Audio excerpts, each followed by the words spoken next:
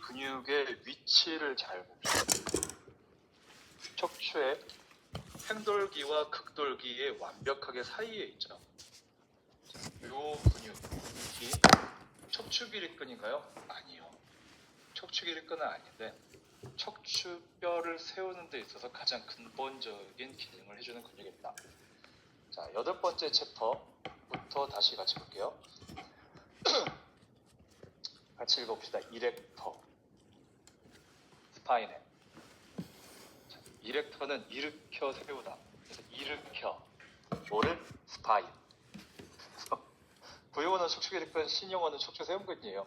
진짜로 어원이 일으켜 세운답니다. 이렇게 세울 수 있는 이유는 좀 전에 봤었던 다혈근은 근섬유 방향이 사선이에요. 사선. 이렇게. 사선이면 이렇게 세우기는 힘들겠죠? 하지만 척추기립근은 수직 방향으로 주행합니다. 그래서 일으켜 세울 수가 있어요. 수직 방향이기 때문에. 그리고 다혈근이라고 하는 근육이 척추의 극돌기와 행돌기 사이사이에 붙어 있기 때문에 척추기립근이 안심하고 세울 수 있는 겁니다. 그래서 근본적으로 척추가 서 있게끔 만들어주는 역할을 누가 가장 많이 해줄 수 있나요? 다혈근이라는 걸 기억해 주세요. 자, 여기 예시. 척추가 세워진 상태에서 균형을 잃지 않게끔만 만들어주면은 척추기립근이 개입을 하지 않아도 세우고 있는 게 가능해집니다. 거기에서 약간이라도 중심이 앞쪽으로 기울어지거나 옆으로 기울어지면 척추기립근이 그때부터 개입을 해요. 더 큰 힘이 필요하기 때문이죠. 하지만 요추가 전만곡, 경추가 전만곡 유지하고 흉추가 후만곡 유지하고 있는 상태에서 가장 아래쪽에서 척추 쪽에는 다혈근, 그리고 앞쪽, 옆쪽에서는 복행근이 잘 감싸주기만 한다면 척추기립근이 쉴 수 있다. 쉴 수 있다? 왜 쉬어야 하나요? 에너지를 절약하기 위해서입니다. 에너지를 절약하기 위해서. 꽤나 면적이 넓죠? 그래서 얘 계속 세이면은 에너지 과소비 되고 피로해질 거 아니에요? 그래서 그냥 서 있는 자세 유지를 하는 가장 대부분의 시간은 다혈근이라고 하는 짧고 주로 지근섬유로 구성되어 있고 에너지를 정말 적게 알뜰살뜰 사용하는 근육이 작동을 할 수 있는 거죠. 요통이 생기면 다혈근의 기능이 떨어지고요. 다혈근의 기능이 떨어져서 얘가 뻣뻣해져서 기능을 잘 못하겠으면 어쩔 수 없지 뭐 가장 가까이 붙어있는 내가 일을 해야지 하면서 척추기립근 개입이 커지고 그래서 척추기립근의 긴장도가 높아지고 스트레스 생기고 피로가 막 누적되게 되면서 너무 힘들다라는 느낌을 계속 나 땡겨, 나 너무 땡겨, 나 허리 나 땡겨 죽겠어 라고 올려보내는 거죠. 왜 척추기립근이 그렇게 일을 많이 하냐고요? 앉아있으면 전만곡이 없어지거든요. 요통이 있지 않다고 하더라도 앉아있을 때 허리를 굽히고 있으면 다혈근 지나치게 늘어나고 척추기립근도 늘어나고 늘어난 상태에서 계속 척추의 굴곡을 억제를 해야 됩니다. 피로도가 빵빵빵 높아지는 겁니다. 그렇게 피로도가 빵빵빵 높아지다가 디스크가 못 견디고 터져도 다혈근 기능이 떨어지고 척추기립근이 뻣뻣해지고 그럼 이걸 어떻게 이해를 하는 게 좋을까? 결론이 움직여서 아프냐 안 움직여서 아프냐 사고 나거나 많이 움직여가지고서 아픈 분들은 왜 아픈 거냐고 물어봤을 때 이런 것 때문이에요. 이런 것 때문인 것 같아요. 라고 얘기를 하는데 반대로 너무 안 움직여가지고 아픈 분들은 왜 아픈 것 같아요? 모르겠어요. 하지만 우리 회원님들은 대부분 잘 모르겠어요. 라고 한다. 이유는 안 움직이다가 아프기 시작했으니까. 자, 척추기립근 첫 번째 단락 같이 봅시다. 여러 개의 관절을 건너서 붙어있는 척추기립근. 척추기립근은 어원에서도 알 수 있듯이 24개의 뼈로 이루어진 척추를 다 세울 수 있는 그런 근육입니다. 두 번째 단락에 대한 중요한 내용 이 부분인데요. 제이슨 스타뎀이라고 하는 전에 수영에서 점프하는 것 이름이 뭐였더라? 아무튼 수영 선수였었는데 근육이 굉장히 잘 발달되어 있죠. 아주 유명한 액션 배우고요. 여기는 장골입니다. 뒤로 이렇게 내려오면서 보통 요쯤에 후상 장골국이 있죠.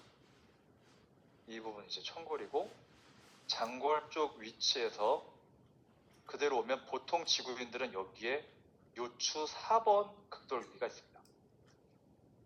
요쯤이 요추 3번이겠네요. 여러분, 이 아래쪽은 힘줄입니다.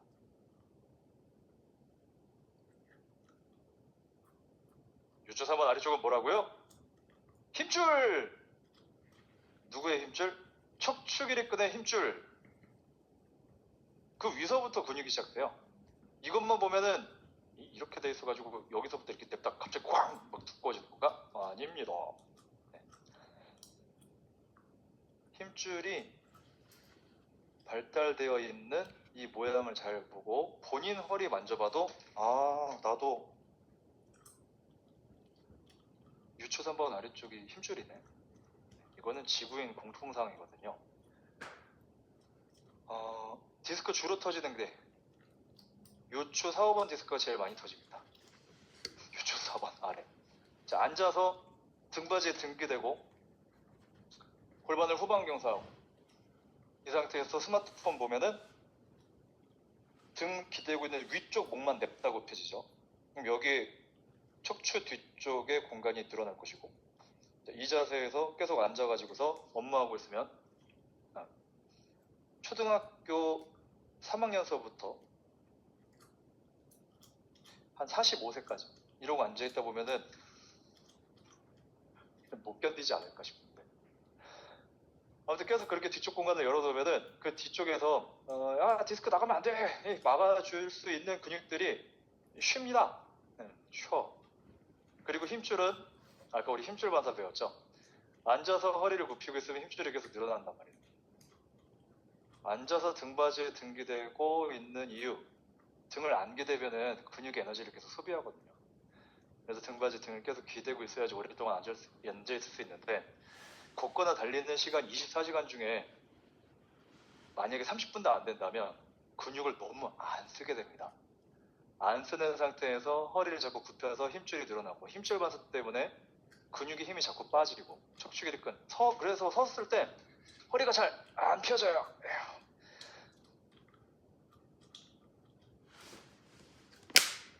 그렇게 몇십 년이 지나면은 뒤쪽으로 나가려고 하는 압력을 견디해줄 근육이 없어지게 됩니다.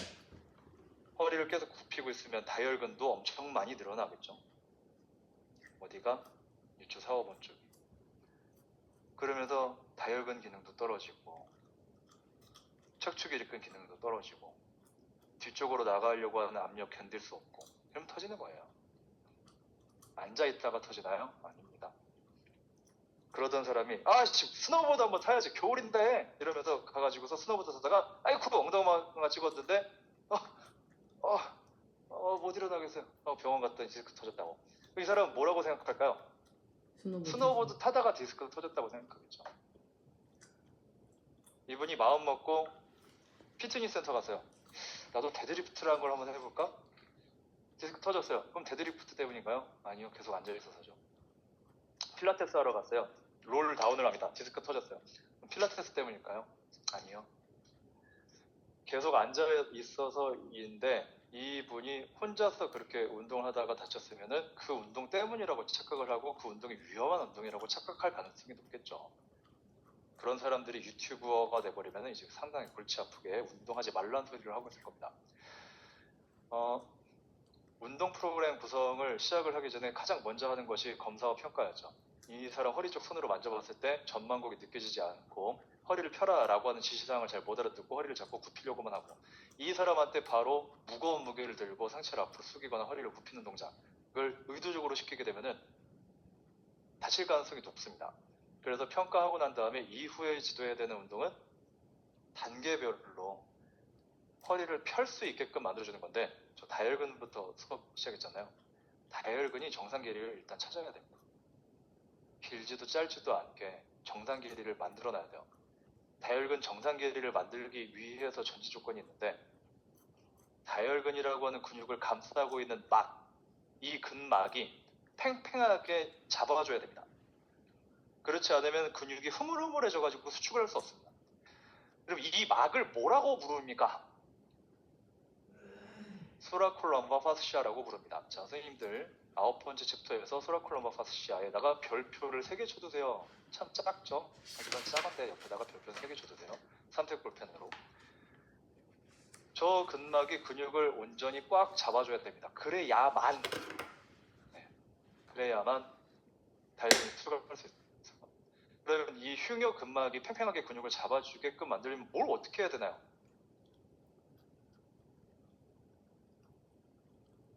트랜스버스 앱도미니스의 밑줄. 트랜스버스 앱도미니스가 가장 안쪽에서 흉요 근막이랑 연결되어 있는데요. 이 흉요 근막이 복행근이 수축을 해야 소라클럼바 파스시아, 흉요 근막이 팽팽하게 근육을 잡아줄 수 있습니다. 그래서 기승전 복행근 수축, 이거를 착각하면 뭔 일이 생기나? 아, 복행근만 수축하면 허리가 안 아프겠지? 네, 그러지는 않죠. 복행근 수축하는 것은 이제 기본 조건인 거고요. 복행근을 수축하고 난 다음에 이후에 해야 될 것은 다혈근을 정상 길이로 돌리고 이후에 척추 길이끈을 정상 길이로 돌려놓는 거. 이후서부터는 운동해야 됩니다. 그리고 그 운동으로 복행근 수축부터 시작해야 된다는 거죠. 왜인지에 대한 이해가 없잖아요. 그럼 뭔 일이 생기냐면 그것만 하면 되겠지라고 하는 착각에 빠지곤 합니다. 요통이 있는 분들은 공통적으로 복행근 수축이 정상적으로 이루어지지 않아요. 여기서 수축이라고 하면 항상 단축성 수축을 먼저 생각하는데 신장성 수축 늘어나야 됩니다. 길어지면서 수축해야 되고 짧아지면서 수축해야 되는데 이게 잘 안 된다는 거예요. 이거를 잘못 착각하면 또 뭔 일이 생겨요? 복행근은 무조건 단축성 수축만 해야 돼 라고 하는 착각에 늪에 빠지게 되겠죠.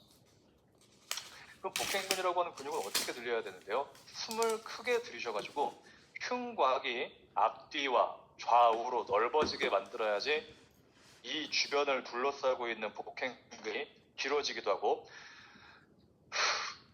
짧아지기도 합니다. 그래서 복행근 수축은 비단 단축성 수축만 말하는 것은 아니다 라는 거. 척추 길이끈 하부 쪽은 힘줄인데요. 힘줄로 되어 있는 이유하고 우리 손목 쪽 이렇게 봐도 여기 힘줄 발달되어 있죠. 그리고 발목 쪽 주변 만져봐도 힘줄이 발달되어 있죠. 많이 써서 그렇습니다. 정확히는 많이 써야 하니까. 허리 어차피 펴고 있어야 되죠. 근데 유추 3, 4, 5번 청골 있는 데는 원래 펴져 있어야 돼요. 이렇게 전만곡 있으니까. 여기가 근육으로 되어 있고 근육을 사용해야만 펴질 수 있었다면은 여기에서 또 에너지 소비량이 너무 많아졌겠죠. 걷고 달리고 할 때마다 이 힘줄이 팽팽해져 있어야 되는데 여기가 근육이라면 에너지 소비가 너무 많아졌을 겁니다. 다혈근도 아니고 두께가 엄청 두꺼워야 됐을 거 아니에요. 여기가 척추 길이끈이 이 힘줄 부분까지 다 근육이라면. 그래서 이 부분은 힘줄 위쪽에 있는 근육이 조금만 수축해도 팽팽해지면서 아래쪽에서 위쪽으로 끈으로 잡아 당기듯이 팽팽하게 끈으로 잡아 당기듯이 잡아 당겨서 편 상태를 유지할 수 있습니다. 에너지를 아주 효율적으로 아껴 쓸 수 있겠죠. 자, 문제는 뭐예요? 앉아있을 때 유추가 굴곡되면서 힘줄이 잡아 당겨진다는 겁니다. 힘줄 잡아 당겨지고 굴곡됐으니까 척추 길이끈 개입하고요. 개입하지 않게끔 만들기 위해서 등받이는 의자에 앉는다. 그러면 이 아래쪽이 아예 쉰다. 아예 쉬면서 안 쓰면 괜찮을 줄 알았는데 맞다 아니다? 아니다. 현대인들의 좌식 생활 습관은 척추 관련되어 있는 질환을 더 증가시켰다. 첫날에 했었던 오프라인 수업과 연결되게 되는 내용들, 이 전반적인 내용을 알고 있어야지 왜라고 하는 질문에 답을 할 수 있고요. 왜라는 질문에 답을 하지 못하면은 난 이 실습 왜 하지? 교정운동에 왜 이게 필요하지? 이걸 꼭 해야 되는 건가?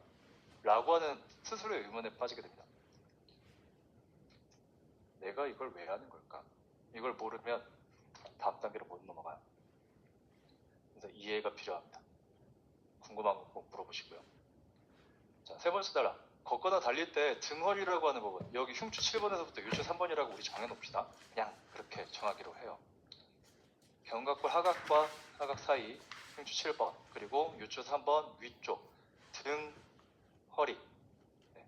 어르신들이 등허리라고 하는 그 부분이 척추기립근이 제일 두꺼워요. 위쪽으로 올라갈수록 얇아지는데 이유가 있습니다. 견갑골을 후인시켜주는 근육들이 흉추 신전근으로도 쓰일 수 있거든요. 그래서 위쪽으로 올라가면 승모근이 있는 덕분에 척추를 세우는 근육들이 일을 좀 덜 해도 되고, 그리고 머리통 무게만 들면 되잖아요. 아래로 내려갈수록 부하가 커지죠. 그래서 보통 중간 아래쪽, 걷거나 달릴 때에 회전이 일어나는 쪽, 팔을 앞뒤쪽으로 움직이는 움직임만 있으면 다리 무게중심을 사선으로 맞출 수 있나요? 아, 절대 아닙니다. 몸통에 회전이 반드시 들어가야 되는데, 그때 회전을 하게 되는 부위가 바로 지금 이야기했던 등허리 부분, 흉추 아래에서부터 유추 윗부분, 이 부분이 척추기근 일 제일 많이 하고요. 흉추의 가동성을 이야기할 때는 흉추 1번서부터 4번을 말하지 않습니다. 그 부분이 자꾸 움직이면 앞쪽에는 심장 손상이 될 수 있기 때문에 앞쪽 부분은 흉골이라고 하는 뼈가 딱 잡아주고 있죠. 그래서 주로 움직이게 되는 흉추뼈는 흉추 7번에서부터 유추 3번 쪽, 그 부분이 제일 많이 움직이고, 그쪽 척추기립근이 잘 발달되어 있어야지 방향 전환을 비롯해서 모든 스포츠 퍼포먼스가 와 진짜 몸 잘 쓰네 라는 말이 나올 정도로 가능해집니다. 자, 멀티피더스 다이얼근. 다이얼근의 특징이 있는데요. 허리하고 목에 집중적으로 발달되어 있습니다. 의외로 등 쪽에는 발달이 좀 덜 되어 있는데, 이 뒤쪽에 나오는 회선근, 로테이토레스, 회선근. 이 회선근이라고 하는 근육이 목하고 허리 쪽에는 그럼 아예 없나요? 아, 있긴 있는데 목하고 허리 쪽에는 다이얼근하고 구분이 잘 안 된다고 해요. 하지만 등에서는 확실하게 발달되어 있습니다. 흉추는 움직이는 일이 많죠. 계속 움직이면서 무게중심을 옮겨줘야 됩니다. 왼쪽에 있는 체중을 오른쪽으로 옮기거나 오른쪽에 있는 체중을 왼쪽으로 옮기거나. 스노우보드 타면서 진짜 많이 느꼈는데요. 몸통 쪽에 무게중심을 어떻게 이동하느냐에 따라서 잘 타고 못 타고가 결정되더라고요. 그래서 진짜 되게 많이 신경 쓰면서 탔더니 복사근에 근육통이 있어요. 나 잘 탔구나 라는 생각을 했거든요. 흉추는 그 위쪽에 목하고 아래쪽, 특히 요추에서 회전은 거의 안 일어난다고 보시면 됩니다. 보통 흉추에서 움직임이 많이 일어나줘야 돼요. 목은요? 여러분, 누가 이렇게 부를 때, 부를 때 말고, 골프 칠 때 공을 쳐다보고 공을 치죠. 그리고 골프채를 들고 이렇게 휘두를 때 시선은 계속 공을 응시하고 있다가 이후서부터 공이 날아가는 방향을 이렇게 쳐다봅니다.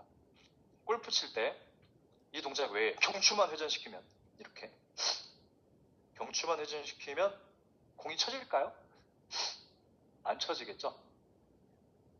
그건 전 눈으로 어딘가 이렇게 쳐다보게 되는 것, 이 움직임하고 흉추가 회전하는 것, 이 움직임은 서로 목적에 약간의 차이를 가지고 있습니다. 흉추가 회전이 잘 되어야 되는 이유는 무게중심을 이동시키기 위해서, 경추가 회전이 잘 되어야 되는 이유는 시야를 확보하기 위해서. 그래서 어딘가로 방향 전환할 때 눈으로 그쪽을 쳐다보고 나서 몸통의 위치가 이동을 하죠. 이거를 방향 전환에서의 무게중심 이동이라고 하는데, 흉추는 그 움직임이 강하게 일어나요. 목에 비해서 더 강한 힘을 가지고서 일어납니다. 그때 뼈다구끼리 부딪히면 안 되겠죠. 그래서 회선근이 굉장히 잘 발달되어 있습니다. 회전근 아닙니다. 회선근이지. 로테이터레스. 그러면 흉추 쪽에서는 다혈근만 가지고 안 되니까는 회선근이 추가적으로 발달되어 있는 거고요. 목하고 허리 쪽은 다혈근에 의해서 회전이 잘 되나요? 아니요. 다혈근에 의해서 회전이 잘 되진 않습니다. 경추에서 회전이 잘 되게 만드는 건 다혈근이 아니에요. 후두하근하고 판상근, 그리고 흉쇄혈근이지. 그럼 다혈근은 뭐 하는데요? 회전을 시키는 게 아니라 안정성을 만들죠. 그 안정성을 만들어야 되는 부위가 어디인가요? 외웁시다. 유추 3번에서부터 천골, 경추 4번에서부터 흉추 1번, 하부 경추, 하부 요추. 디스크 어디서 잘 터진다고요?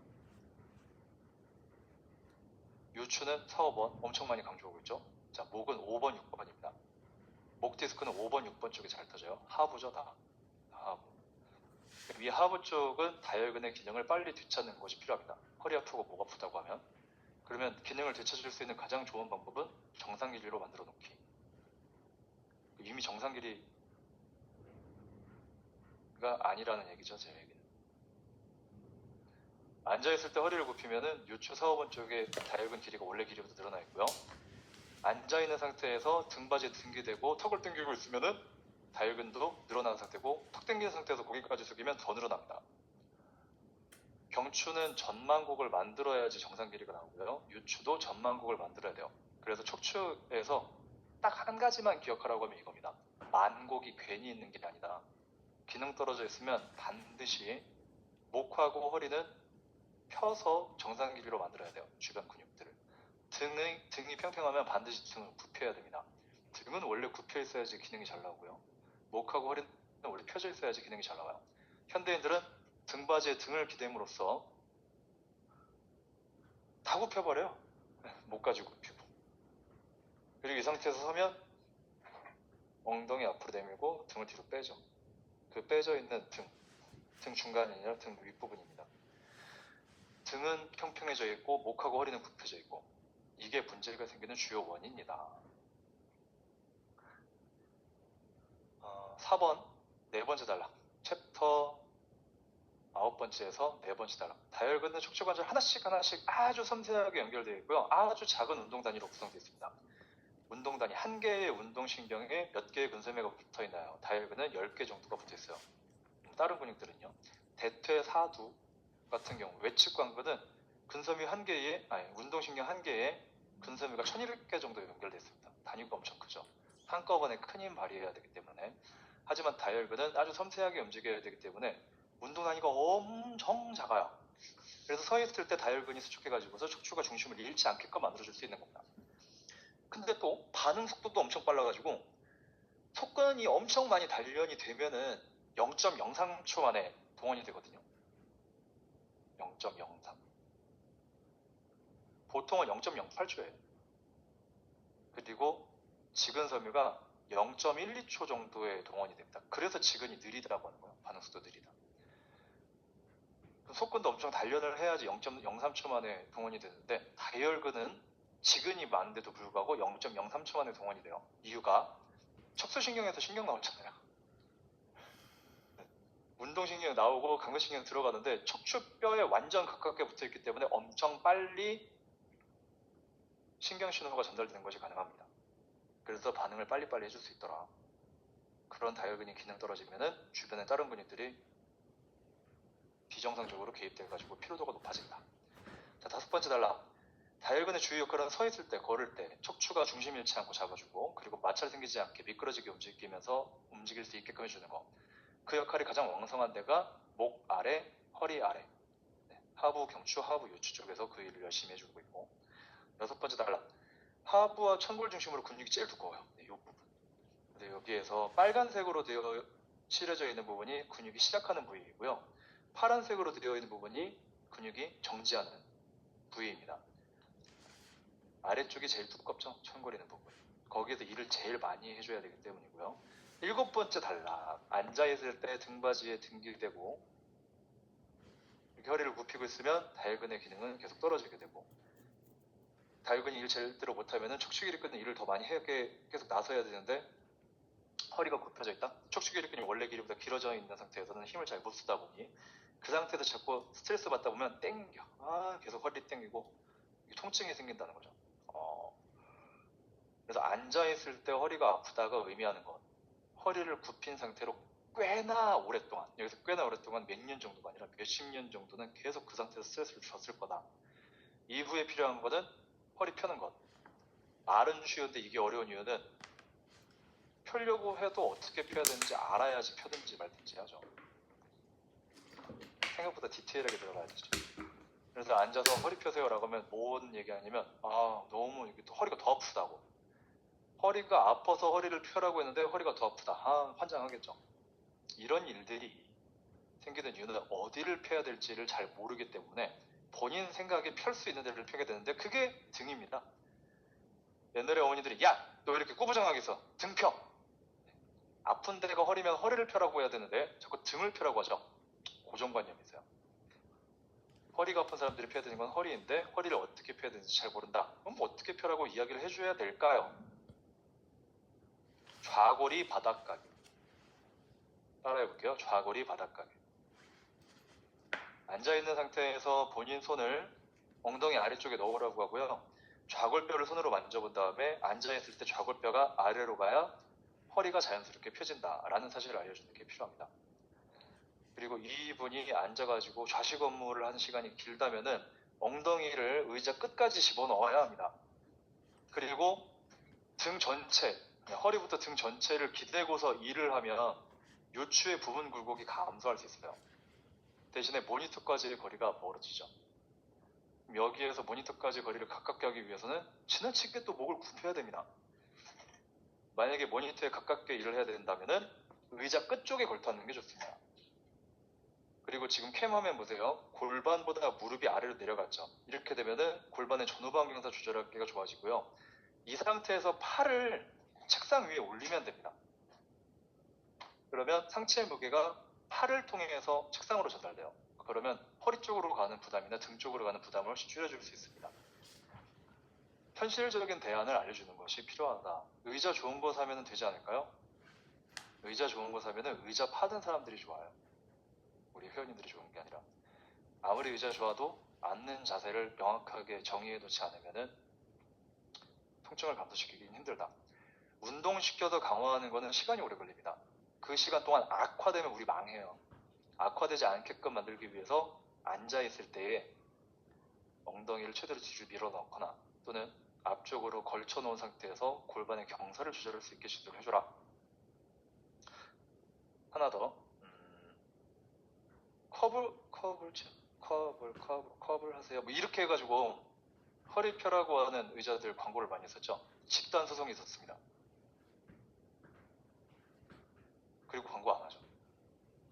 사용하고 허리가 더 아픈 사람들이 모여가지고 집단 소송을 했어요. 광고를 그렇게 자주 안 했으면 열이 덜 받쳤을 텐데 사용했더니 허리가 더 아픈데 광고를 계속하고 있으니까 이 사람들이 짜증이 나니까 모여가지고 네이버 카페에서 변호사분을 고용해가지고서 집단 소송을 했어요. 한국 사람들은 화나게 하면 안 됩니다. 그러면 집단 행동을 하기 시작해요. 어떤 특정한 의자를 사용해가지고 허리를 펼 수 있게끔 만들려고 해봤는데 펴지는 데가 위쪽 허리였던 거죠. 아래쪽이 터지는. 아래쪽은 여전히 그걸 사용함으로써 더 굽혀지게 되고 그래서 통증 해결이 안 됐던 겁니다. 그래서 가장 좋은 방법은 문제가 현재 왜 생겼는지를 이해시키는 거. 그리고 여기서 부딪히는 거는 사람은 이해시키는 게 쉽지 않아요. 절대로. 그래서 어떤 단어 선택, 어떤 움직임을 만들어가지고서 기억을 쉽게 할 수 있을까는 우리가 이 일을 하면서 평생 동안 고민을 해야 되는 고민거리입니다. 절대 자만해지면 안 됩니다. 계속 고민해봐야지. 자, 이제 회전근 10번째 챕터 로테이토레스. 이 근육은 흉추 쪽에서 아주 잘 발달되어 있고요. 짧은 게 있고 긴 게 있어요. 이 근육은 척추가 이렇게 정확히는 흉추죠. 흉추가 회전할 때 뼈끼리 닿지 않고 부드럽게 미끄러지게끔 만들기 위해서 존재하는 근육입니다. 이 근육은 언제 기능이 제일 많이 감소하냐면 등이 지나치게 펴졌을 때. 이렇게. 등이 지나치게 펴지면 원래 길이보다 냅다 짧아지겠죠. 이두에 최대한 힘준 상태에서 펴라고 하면 안 펴지겠죠. 팔꿈치가. 등이 많이 굽혀지면요. 등이 굽혀져 봤자 네. 이게 40도 후만곡. 저는 엑스레이 검사했을 때 32도 정도 나왔어요. 후만곡 각도가. 이것보다 더 많이 굽혀봤자 한계가 있죠. 하지만 이것보다 더 펴가지고 0도를 만드는 건 쉽죠. 굴곡 때문에 기능 감소할 가능성보다는 과하게 펴서 기능이 감소할 가능성이 더 높고요. 이거 기억 잘 안 난다면은 복싱 선수인데 복싱 선수가 이렇게 등을 굽히고 있는 게 아니라 등을 펴고 툭 당기고 있는 복싱 선수 어떨까? 네. 어때요? 잘 싸울 것 같나요? 등이 평평한 복싱 선수는 복싱을 더럽게 못할 것 같죠. 그래서 등이 어떻게 됐을 때 기능이 감소했지? 라는 걸 머릿속에 떠올렸을 때 등을 폈을 때 맞아. 등을 폈을 때 기능이 감소하지. 이렇게 머릿속에 떠올리면 안 잊어버릴 거예요. 웃어줘서 고마워요. 제가 교육을 지금 올해로 17년 차인데 17년 동안 교육하면서 뭘 발견했냐면 제가 우스갯소리 했을 때 잘 웃는 선생님들이 돈을 잘 벌더라고요. 그래서 이거 참 신기하네. 왜 저 선생님들이 돈을 잘 벌지? 유심히 관찰해봤더니 리액션을 잘하니까 회원님들이 무슨 얘기를 했을 때 리액션을 되게 잘해주는 거예요. 그래서 돈을 잘 버는구나. 제가 우스갯소리 했을 때 잘 웃는 선생님들이 공통적으로 돈을 잘 벌더라. 등은 우리 허승조 선생님, 박지영 선생님 돈 잘 벌겠네요. 네. 등이 평평해졌을 때 기능이 감소한다는 걸 꼭 기억해 두세요. 펴야 되는 건 목이랑 허리지 펴야 되는 게 등은 아니다. 등이 많이 굽었다면 펴야 되겠지만 등 굽은 한국 사람들이 생각보다 적은 이유가 몸통이 얇아가지고 등이 평평한 사람들이 더 많습니다. 그래서 검사해보고 등이 많이 굽혀졌을 때 외에는 등펴란 얘기를 하지 않는 게 좋겠죠. 자, 11번째 챕터입니다. 악시피탈리스. 악시피탈은 어딘지 알죠? 뒤통수인데 거기 아래에 있대요. 그래서 구용어, 후두학은 신용어, 뒤통수 밑근육입니다. 자, 이 근육은 수직으로 있는데 짧은 거랑 긴 거, 소후두직근, 대후두직근, 사선 방향으로 있는데 위에 있는 거 아래 있는 거, 상두사근, 하두사근, 요렇게 근육들 한쪽당 4개가 양쪽을 쌍으로 있고요. 이 근육을 후두하근이라고 불러요. 이 근육은 주로 무엇을 하나요? 완전 가운데 쪽에 있는 근육들이 저기 턱 내밀고 있을 때 선생님들 앞으로 일자목, 거북목 이렇게 하면 안 돼요.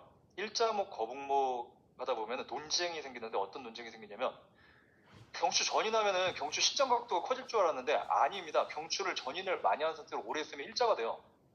그럼 그거 거북목 아니었나요? 그럼 거북목이랑 일자목이 같이 있는 건가요? 이런 식으로 논쟁이 생겨요. 헷갈리기 시작하고. 그래서 정확히 해부학적으로 전인과 후인으로 구분해야 됩니다.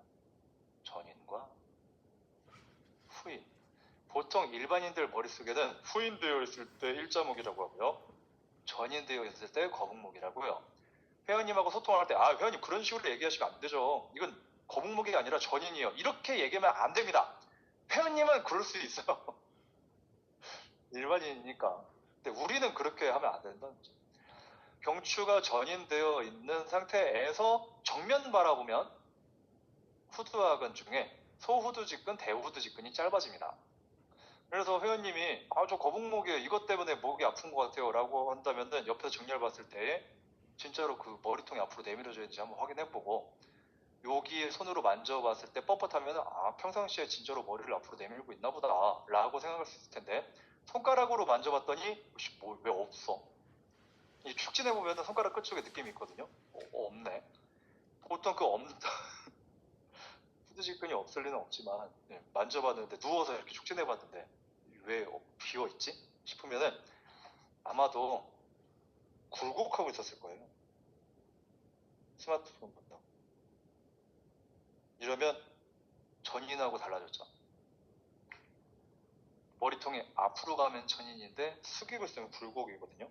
숙이고 있으면은 후두하근 중에 후두직근은 원래 길이보다 길어집니다. 냅다 길어져요. 그리고 그 상태로 오래 있으면은 이 근육의 겉을 덮고 있는 다른 근육 누가 있죠?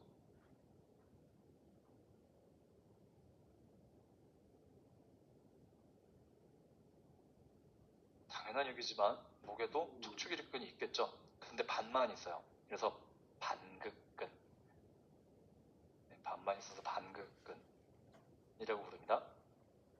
그리고 판상근도 덩달아서 같이 늘어나게 되고 승모근도 같이 늘어나게 됩니다. 계속해서 고개 숙이고 있으면 더 겉에 있는 근육들의 장력 변화가 생긴다. 표층 더 겉에 붙어 있는 근육들의 장력 변화가 생긴다. 안쪽에 있는 근육은 생각보다 뻣뻣해지지 않는다. 이거랑 턱을 당기고 있잖아요. 그럼 머리통 무게가 뒤로 이동합니다. 이거는 김성민 선생님이 질문했던 내용이 이 내용이 있어요. 이게 그 핵심적인 내용입니다.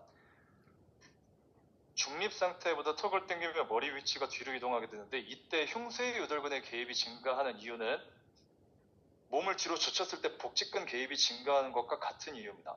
뒤로 넘어가지 않게 하려면 잡아놓고 있어야 되잖아요. 근데 목 쪽에서는 가장 표층 정면 쪽에 있는 게 흉쇄들근이죠. 그래서 경추 전인하면 흉쇄들근 놀아요. 전인해가지고서 이러고 있는 분들 중에 흉쇄들근의 V자 라인이 선명한 사람은 못 봤을 겁니다. 하지만 회원님들 중에 제가 목이 아파가지고요 라고 와가지고 상담하고 있으면 이러고 있어요. 네. 아무것도 안 하고 가만히 있는데 이렇게 턱을 당기고 있어요. 그리고 목을 조금씩 돌리기만 해도 흉쇄들근이 막 불끈불끈 나옵니다.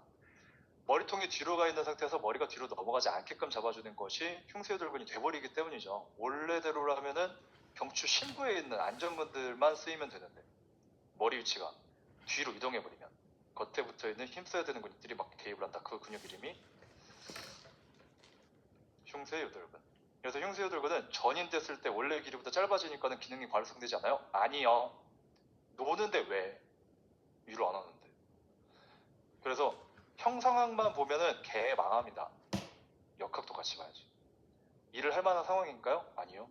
이때는 뒤에 있는 근육들이 일을 더 많이 합니다. 하지만 턱을 당기면 원래 길이보다 길어졌는데 일을 해야 되죠. 그래서 길고 뻣뻣, 네, 길고 뻣뻣 해지는 일이 발생합니다. 후두하근은 나선선에서 또 나오는데요. 경추 전체 회전 가동 범위, 7개 뼈잖아요. 전체 회전 가동 범위의 50%. 회전 가동 범위가 80도니까 40도의 회전이 경추 1, 2번에서 나옵니다. 근데 이 후두하근이 지나치게 짧아지거나 지나치게 길어지잖아요. 그러면은 이 회전을 못해요. 그래서 경추 회전 가동 범위가 우선적으로 떨어집니다. 11번째 달라.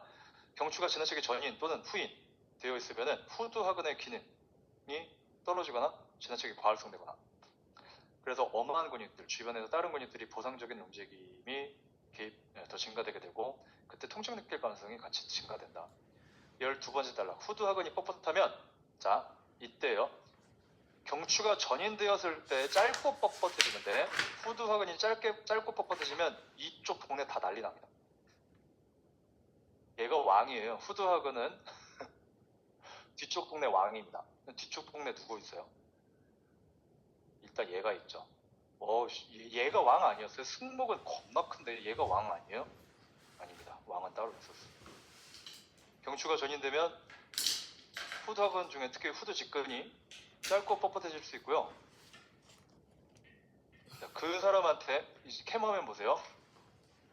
손에 뭘 쥐어주고 컬 하라 그러면은 경추 전인하면서 으쓱거리고요. 측면사각근 운동하려고 레터럴 레이저 하면은 레터럴 레이저 하면서 으쓱거려. 뭐만 하면 계속 으쓱거립니다. 이유는 후두하근 있는 쪽으로 제가 끌어올려서 그래요. 근데 진짜 경추 전인되어 있는 분들은 후두하근 일단 풀어야지 견갑골의 하강이 됩니다. 하강. 경추가 전인되어 있고 견갑골이 전인되어 있다면은 후두하근 풀어야 견갑골을 후인 하강시킬 수 있다는 걸 꼭 기억해 주시고요. 반대로 턱이 너무 당겨져 있고 견갑이 많이 아래로 처져서 하강되어 있는 분들은 턱들기부터 해야 돼요. 그래서 후두하근을 정상 길이로 만들어놔야지 으쓱거리기, 거상이 가능해집니다. 자, 이제 12번째 챕터. 스파이널리스. 스파인에 붙어있기 때문에 스파이널리스라고 부르고요. 구용어는 극근, 신용어는 가시근입니다. 이 근육은 흉추에서 제일 일을 열심히 해요. 왜일까? 등이 굽혀져 있기 때문입니다. 굽혀져 있으니까 더 굽혀지려고 할 거 아니에요. 중력이 잡아당겨서. 그래서 더 굽혀지지 않게 항상 열심히 일을 해주는 근육이 극근. 하지만 그 극근이 등이 너무 평평해지면은 원래 길이보다 짧아지게 되고, 그렇게 짧아지게 되면 극돌기가 움직이는 걸 방해하게 된다. 필라테스에서 롤업이나 롤다운 동작, 웨이트 트레이닝에서는 크런치 동작 같은 걸 했을 때 목이 너무 아파요 라고 이야기를 한다면 그분은 등이 평평할 가능성이 높고 흉추에서 움직임이 안 나오는 걸 목이 대신하거나 또 허리가 대신할 수 있기 때문에 롤업, 롤다운 동작에서 목이나 허리 아프다라고 하면은 반드시 흉추 가동성부터 먼저 만들어줘야 합니다. 근데 그때 이거 잘 안 풀어주면은 굴곡이 잘 안 돼요. 그래서 극돌기 옆쪽으로 손으로 만져보고 축진해가지고 풀어줄 때에는 그 볼 큰 거 말고 작은 볼이 필요합니다. 땅콩볼이 이때 굉장히 유용하게 사용돼요. 자, 13번째 챕터 같이 봅시다. 롱기시무스. 와, 길다. 최고로 길다 해도 최장근, 신용어는 가장 긴 근입니다. 최장근은 등, 허리 쪽에서 굉장히 잘 발달되어 있어요. 허리 쪽에서 가장 잘 발달되어 있는 근육은 장근이고요. 그리고 아이러니하게도 오른쪽에 좀 불균형이 있을 때 가장 불균형이 심하게 만들어지게 되는 근육도 이 최장근입니다. 그리고 아담스 테스트, 흉추, 경추, 흉추, 유추 순서대로 굴곡하는 검사해봤을 때 이런 식으로 이거 왜 이래? 라는 느낌이 들 정도로 한쪽 길이끈이 발달되어 있다면 다리 길이가 다른지를 먼저 살펴봐야 돼요. 이거는 척추 자체가 외측 굴곡이나 회전을 해가지고서 길이 변화가 이렇게 크기 차이가 있을 가능성보다는 다리 길이가 차이가 있어가지고서 발달률의 차이가 있을 가능성이 훨씬 크거든요. 그래서 다리 길이 다른가?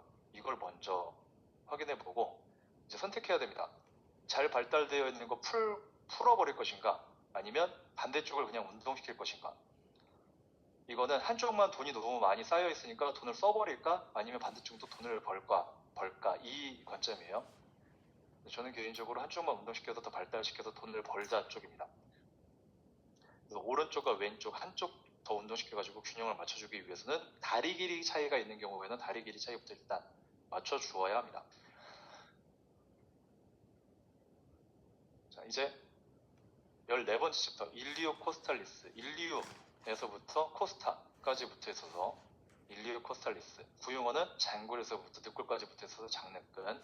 신용어는 엉덩뼈에서부터 갈비뼈까지 붙어 있어서 엉덩갈비근으로 바뀌었고요. 모든 척추 길이근 중에 가장 바깥쪽에 붙어 있죠. 자, 정리해보면 극근은 극돌기 바로 옆쪽에 척추와 가장 가깝게 붙어 있고 그 옆쪽으로는 최장근, 그 옆쪽으로 장내근이 붙어 있습니다. 장내근은 허리 쪽 위주로 발달되어 있고요. 두께가 가장 두꺼워요. 힘이 가장 셉니다. 외측 굴곡이랑 회전에 있어서 엄청나게 영향을 많이 미치는 이유. 극근이 회전을 잘 시킬 것 같지는 않죠. 왜냐면 극돌기 너무 가깝게 붙어 있잖아요. 하지만 장내근은 멀리 붙어 있기 때문에 외측 굴곡과 회전에 더 적극적으로 개입하는 것이 가능해집니다. 여기서 유일하게 유추 영역에서 기시한다 라고 하는 부분에서 유일하게 라기보다는 유추 영역에서 가장 잘 발달되어 있다라고 수정해 주시면 돼요. 이 근육을 통제하기 위해서는 몸통 위치를 변경하는 것은 안 되고요. 누워있는 상태에서 골반을 거상시키거나 골반을 회전시키는 동작으로 개입률을 조절할 수 있습니다.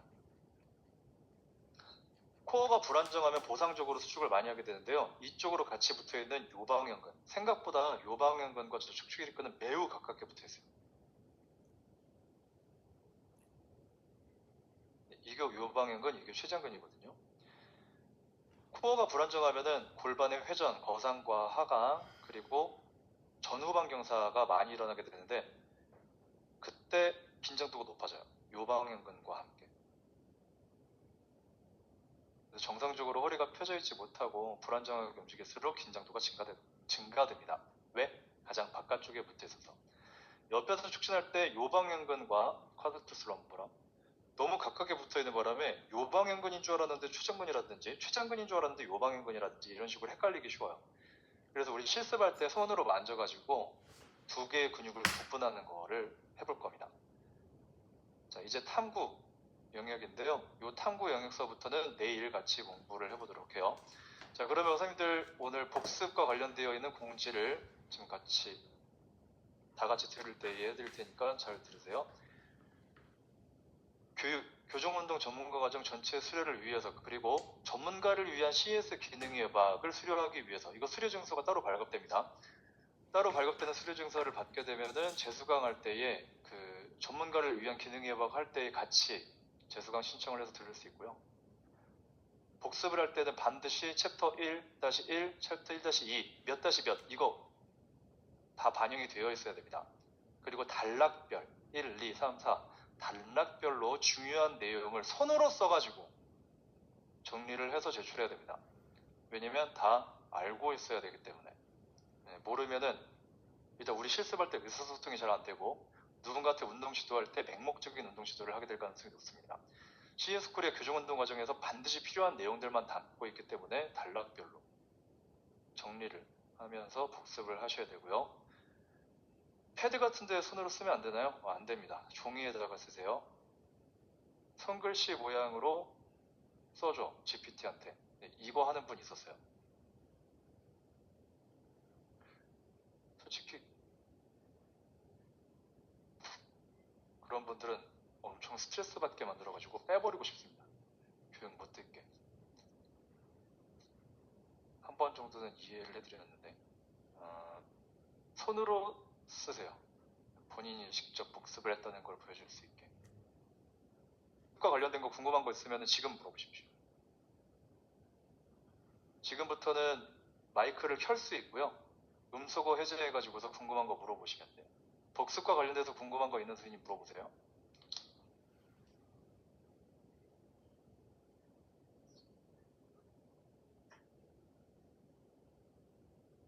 네, 노트는 아무 노트에다 쓰면 됩니다. 그래서 예시로 제가 보내드릴 거예요. 이렇게 복습하면 된다고. 앞계 선생님들이 정리한 노트를 제출한 과제를 보내드릴 테니까 참고해가지고 하시면 돼요. 그냥 종이에다가 쓰시면 됩니다. 그리고 쓴 다음에 이렇게 사진으로 찍어서 제출하는 거예요.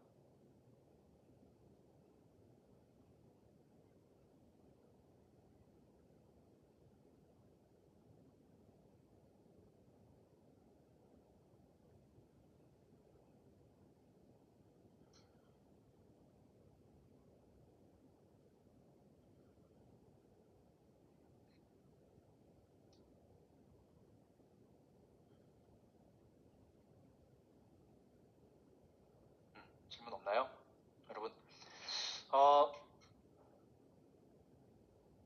아는 만큼 보인다고 합니다. 많이 알고 멀리 보고 회원님들한테는 이해하기 쉽게 설명해 줄 수 있는 선생님들이 되어주길 꼭 바랍니다.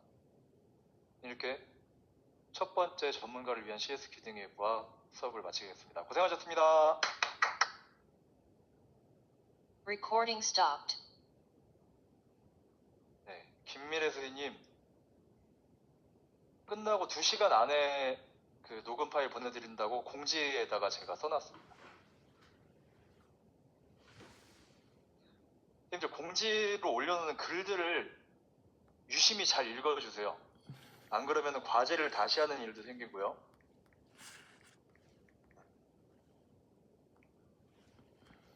불편한 일이 생길 수 있으니 공지를 잘 읽기 바랍니다. 글로 써져 있는 거를 잘 읽어야 돼요. 이거 연습해놓지 않으면 선생님들 나중에 사기당하기 딱 좋아요. 부동산 사기당하거나 아니면 계약서 잘못 써가지고 사기당하거나 글을 잘 읽는 습관을 들여놔야 됩니다.